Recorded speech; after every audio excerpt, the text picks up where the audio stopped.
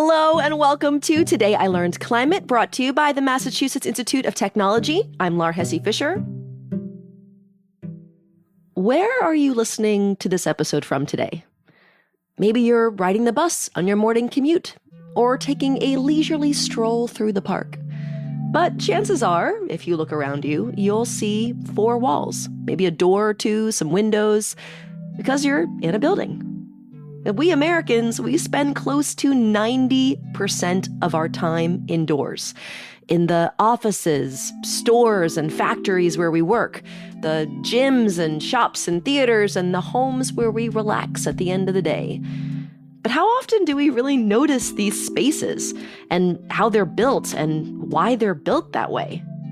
The built environment has been the shelter that humans needed throughout history, whether it was cave-like structures, indigenous buildings that survive until today, creating comfortable spaces that are also shelters from the environment. That's Tarek Rakha.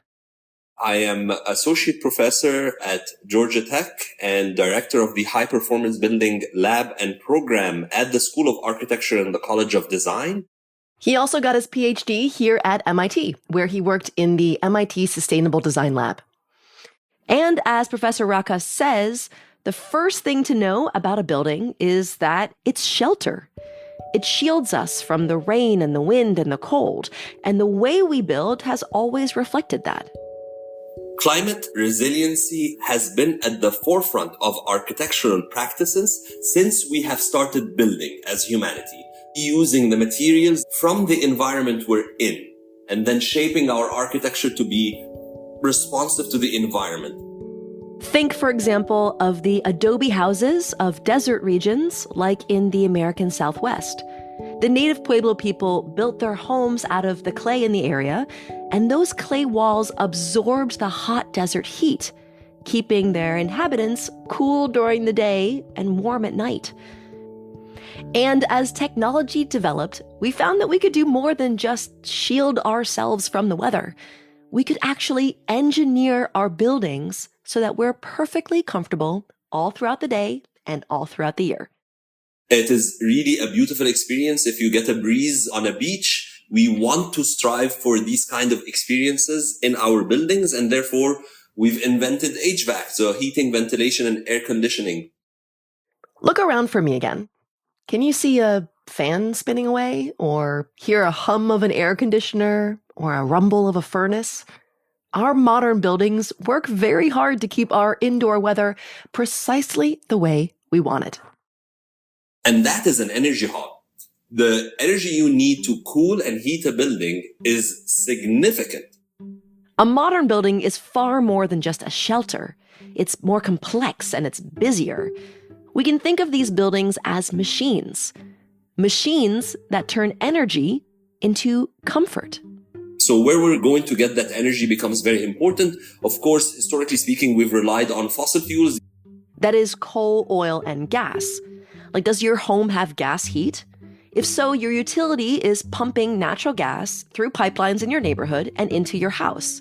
Your furnace burns that gas, creating the heat that keeps you snug on a cold winter night.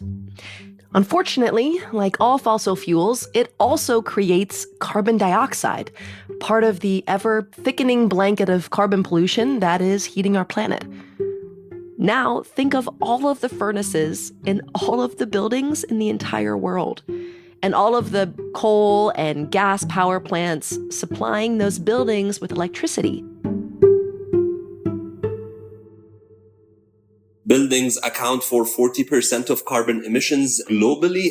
The amount of energy that we use to sustain our lives in buildings is substantial.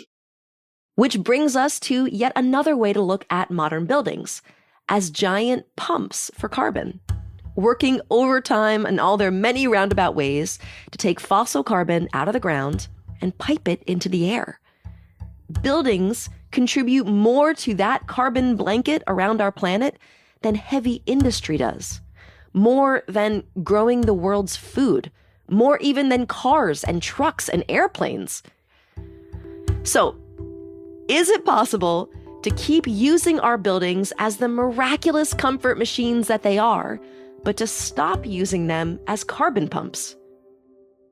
Well, there are buildings around the world that are already leading the way. For example, have you ever seen a plaque on the side of a building that proclaims that it's LEED Gold or LEED Platinum? That's a certification, which the U.S. Green Building Council has been giving to energy-efficient buildings since the 1990s. LEED started at a time where this kind of benchmarking was not mainstream, and the focus was not on the climate message or the sustainability message. It was all about the money that you will be saving and the prestige of having the Cadillac of buildings. Yeah, the great news about low-carbon buildings is that owning one can be a big money saver. One of the biggest misconceptions that people have about sustainable and energy efficient buildings is that they are very expensive. Buildings that are sustainable are typically much cheaper than regular buildings because, you know what? You are not going to be using energy in HVAC and heating and cooling. If there's anything that you should be knowing about sustainable buildings is that there is an upfront cost that is going to pay for itself over 5 to 10 years. So how would we create an energy-efficient, money-saving building with the fancy plaque? Well, to answer that question, we have to start before we even dig the foundation. We have to start with the blueprints themselves. If we're starting to design a new building, we have to get the geometry right first. The relationship to the sun, the prevailing winds, the landscaping, the correct orientation to maximize solar energy and access to light. Then we have to be focusing on passive systems. Passive systems are systems that do not use energy that comes from fuel. So for example, glazing that allows for the sun to warm up the space and the shading system that blocks it in the summer. Like the ancient Pueblos adobe structures, our new low-carbon building is laid out to take maximum advantage of nature itself.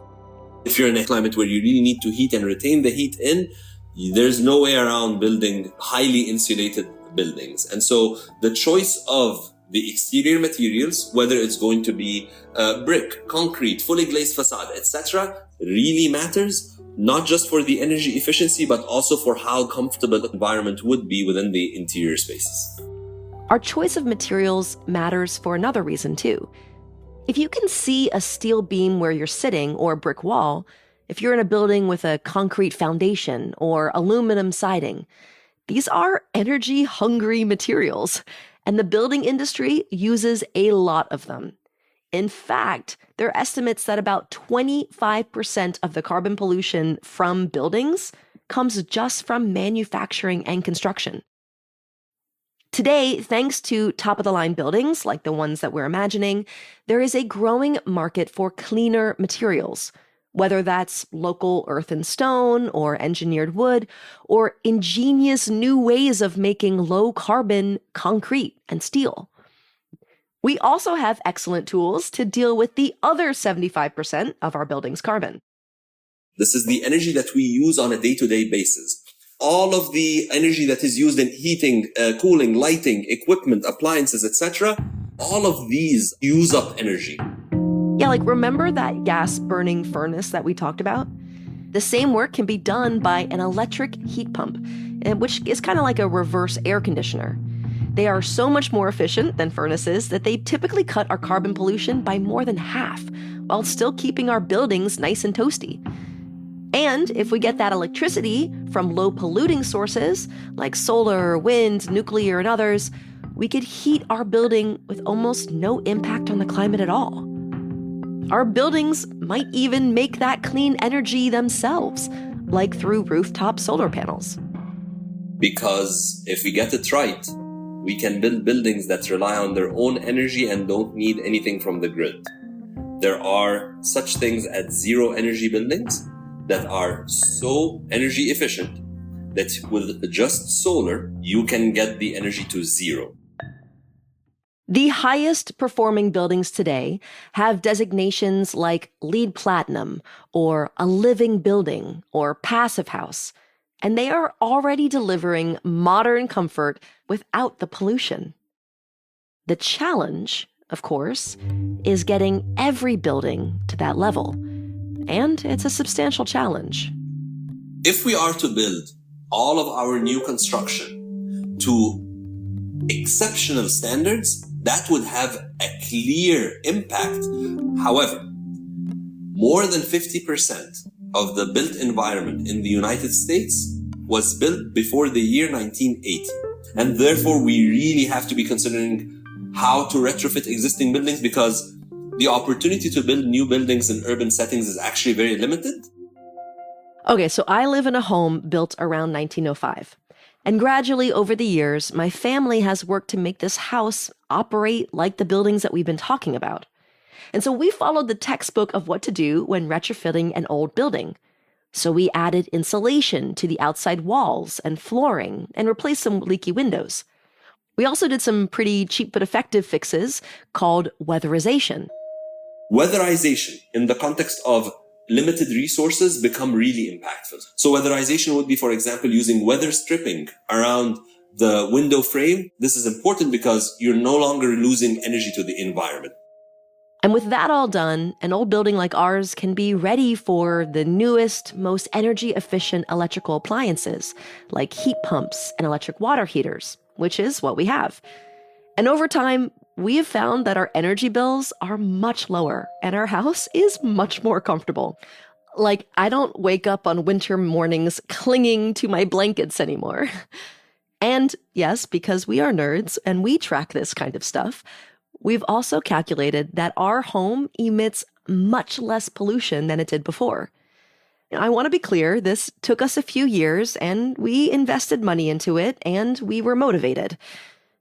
But how do you motivate the owners of the millions upon millions of buildings that exist out there today or that are about to be built?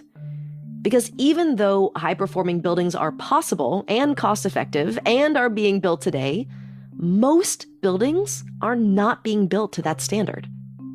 It has become more mainstream, yes, but unfortunately, mainly for those who are building in an urban environment as well as larger scale buildings. Those who are building, for example, single family homes in rural settings or suburban settings, it's not there yet, even though it constitutes a significant portion of the built environment. Yeah, most buildings are built to code, meaning that they meet the minimum energy standards that the local law requires. They're not aiming to be high-performing buildings. And it's worth asking, how can more buildings be built better? The most climate-smart buildings are also the most comfortable and the cheapest to heat and cool in the long run. The materials and the know-how exist. And with each new developer who makes the choice to build a high-performing building, the markets shift a little, opening up the labor and the materials and the knowledge and the expectations that buildings are built this way. We know now about the built environment more than we've ever known in any point of history. We have these sensors that are allowing us to measure at the circuit level of a refrigerator at the time span of a second to allow us to make real-time decisions for energy efficiency. All we need to do is activate it, like tap into it, have it as a mindset. And that is basically my advice.